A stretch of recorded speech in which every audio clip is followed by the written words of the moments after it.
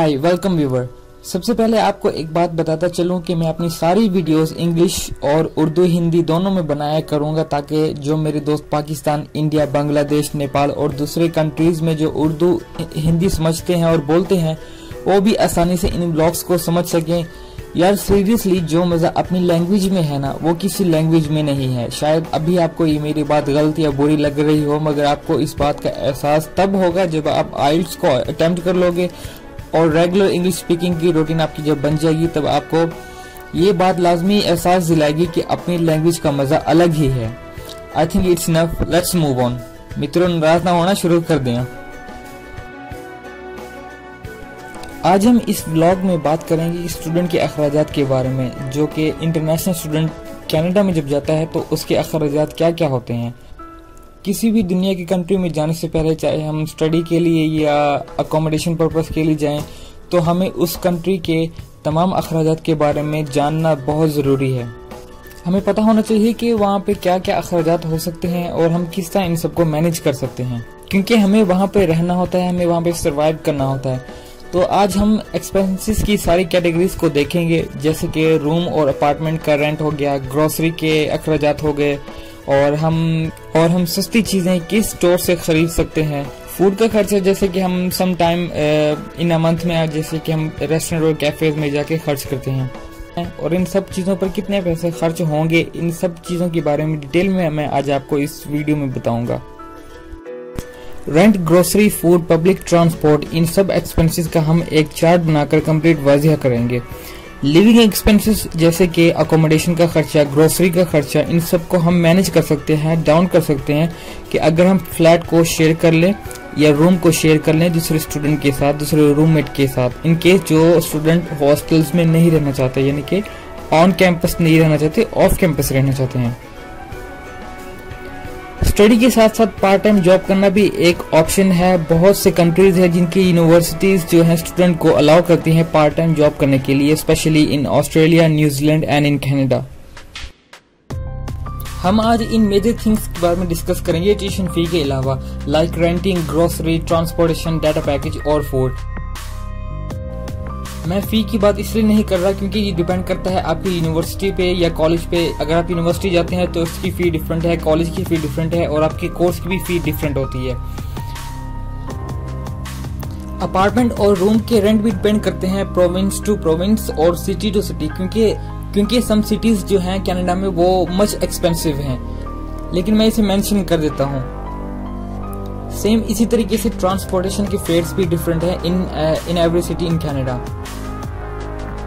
जो average fair है वो मैं आपको दिखाता हूँ। कनाडा एक फास्टेस्ट इमर्जिंग इकोनॉमीज कंट्री है वर्ल्ड में, क्योंकि स्टूडेंट के लिए अफोर्डेबल है फ्रॉम ओवरसीज। लेकिन कुछ सिटीज हैं जैसे कि टोरंटो, मॉन्ट्रियल, वैंकूवर, ये कुछ ज्यादा एक्सपेंसिव हैं क्योंकि इनकी मल्टीनेशनल लाइफस्टाइल के लिहाज से। लेकिन यहाँ कुछ सिटीज ऐसे भी हैं जहाँ चीप हैं और अफोर्डेबल हैं, जैसे कि Mississauga, Saint John's, Edmonton, Hamilton और किचनर। यहाँ अपार्टमेंट और रूम हमें चीप रेंट में मिल सकते हैं बहुत इजीली पे, और सफिशिएंट चांसेस होते हैं आपको पार्ट टाइम जॉब मिलने के। एक इंटरनेशनल स्टूडेंट इन एक्सपेंसेस को कट डाउन कर सकता है इन केस कि अगर वो अपनी अकोमोडेशन शेयर कर ले किसी दूसरे रूममेट के साथ, और अपनी ग्रोसरी का सामान किसी लेस एक्सपेंसिव स्टोर से बाय करे, चीप स्टोर से बाय करे। आप देखेंगे कि टाइप ऑफ अकोमोडेशन एक एसेंशियल रोल प्ले करते हैं स्टूडेंट के कॉस्ट ऑफ लिविंग में। So here we go. Students को मैंने दो टाइप्स में डिवाइड किया। First one mid level student है जो हमेशा कम खर्च करता है क्योंकि अपनी उसे यूनिवर्सिटी या कॉलेज की फी को मैनेज करना होता है। और जो सेकंड वन है वो है एक एवरेज और रिच स्टूडेंट, जो कि हमेशा एक मिड लेवल स्टूडेंट से कुछ ज्यादा खर्च करता है। सबसे पहले हम बात कर लेते हैं अपार्टमेंट के रेंट के बारे में। कुछ स्टूडेंट हैं जो अपार्टमेंट में रहने को ज्यादा तरजीह देते हैं। सो मिनिमम अपार्टमेंट रेंट जो है वो है $450 with all utilities included, mid level student के लिए।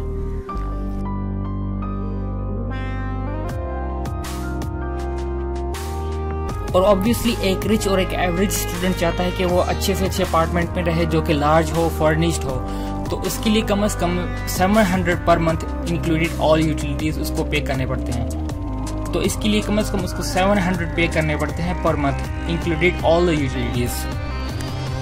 अब कुछ स्टूडेंट ऐसे होते हैं जो कि अपने डॉलर्स को बचाने की कोशिश करते हैं, क्योंकि उन्हें अपने यूनिवर्सिटी या कॉलेज की फ़ी पे करनी होती है, तो हमेशा वो कम से कम खर्च करते हैं और अपने डॉलर्स को सेव करते हैं और हमेशा फाइंड करते हैं एक चीप रूम ताकि वो अपने पैसों को ज़्यादा से ज़्यादा बचा सकें। तो वो मिनिमम पे करते हैं $350 with all utilities included per month. Utilities में मैं आपको बताता चलूँ, इसमें गैस का बिल आ जाता है और बिजली का बिल आ जाता है, वाईफाई और हाइड्रो वगैरह ETC, ये सब इस रेंट में इंक्लूडेड होता है। और कुछ एवरेज और रिच स्टूडेंट होते हैं जिन्हें अपनी प्राइवेसी कम्प्लीटली तौर पर पसंद होती है और वो हमेशा एक रूम सेलेक्ट करते हैं जिसमें वो लॉनली रह सकें, तो वो मंथली $450 पे करते हैं और ऑल यूटिलिटीज उसमें इंक्लूडेड होती हैं।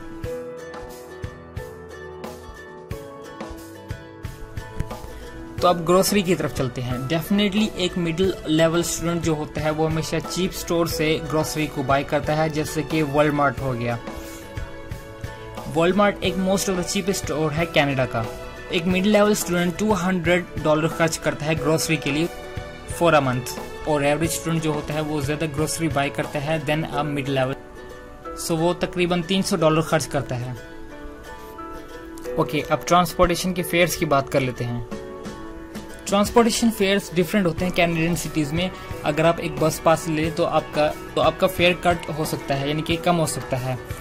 एक बस पास तकरीबन $75 का आता है एक मंथ के लिए, जबकि एक रिच और एक एवरेज स्टूडेंट जो होता है वो इस बस पास को भी यूज़ करता है और साथ में ऊबर ऐप जो होता है उसको भी साथ में यूज़ करता है, तो वो तकरीबन एक मंथ में $100 खर्च करता है।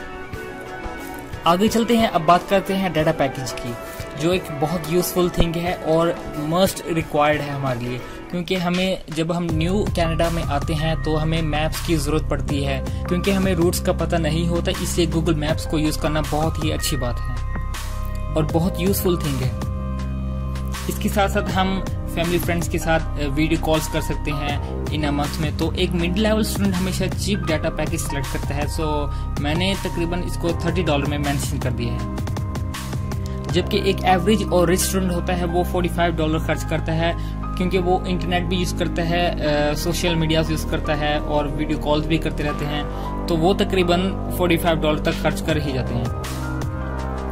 अब लास्ट थिंग जो है वो है हर वक्त स्टडी और काम तो नहीं कर सकते, हमें अपने माइंड को रिलैक्सेशन भी देना तो ज़रूरी होती है, इसलिए हमें कैफ़ेज़ या रेस्टोरेंट्स में जाना चाहिए और बर्गर वगैरह, पिज़्ज़ा या कॉफ़ी वगैरह से हमें लुत्फ़ अंदोज़ होना चाहिए। हम वो $15 इन अ मंथ खर्च करता है बाहर के फूड पे, जबकि एक एवरेज और रिच स्टूडेंट होता है वो ओपनली स्पेंड करता है फूड पे और 3 to 4 times in a month वो स्पेंड करता है तकरीबन $30। तो ये सारे मेजर एक्सपेंसेस थे जो कि एक स्टूडेंट सर्वाइव करने के लिए स्पेंड करता है। तो चलिए अब हम इसे टोटल कर लेते हैं। एक मिड लेवल स्टूडेंट स्पेंड करता है अराउंड $770 विद अपार्टमेंट, और रूम के साथ इट कट डाउन टू $670।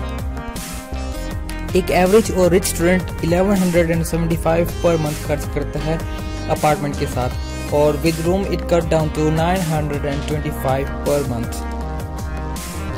अब आपको डिसाइड करना है कि कौन सी लाइफस्टाइल आपको सूट करता है, क्योंकि ये फाइनेंशियल मैटर है।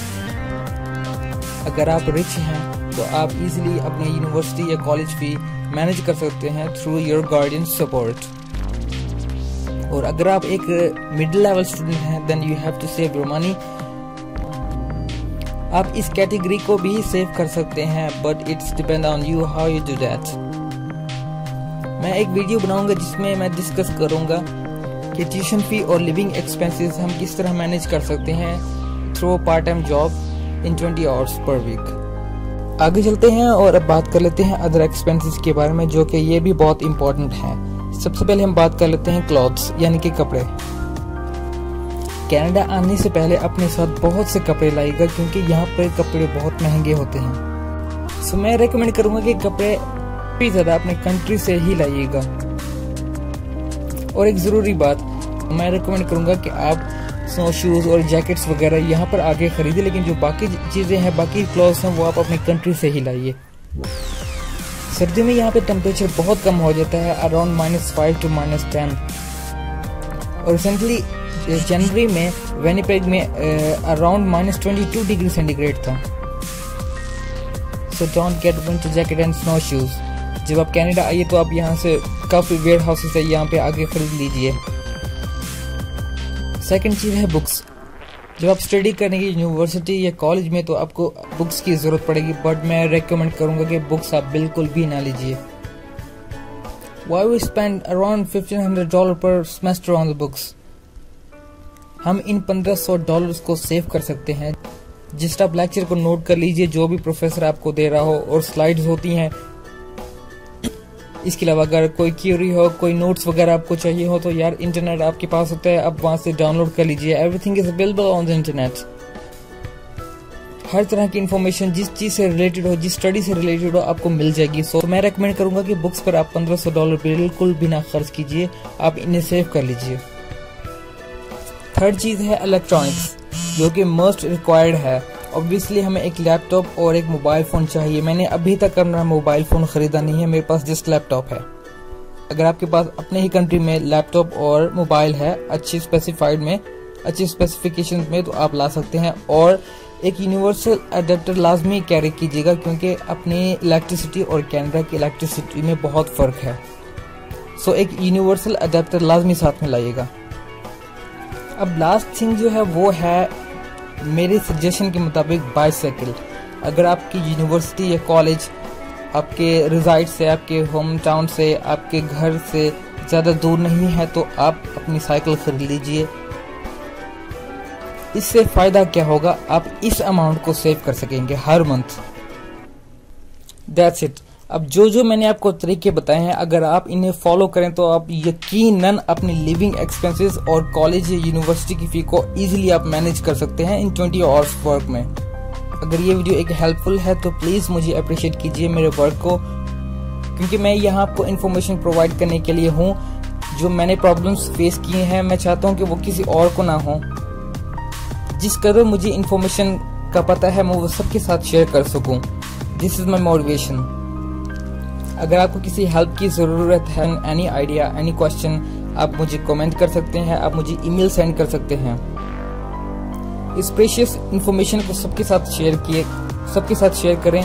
और आप मुझे इंस्टाग्राम पे भी फॉलो कर सकते हैं, और सब्सक्राइब करना बिल्कुल ना भूलिएगा, क्योंकि मैं इस तरह की ज़बरदस्त और आने वाली ज़बरदस्त वीडियोज़ अपलोड करता रहूँगा।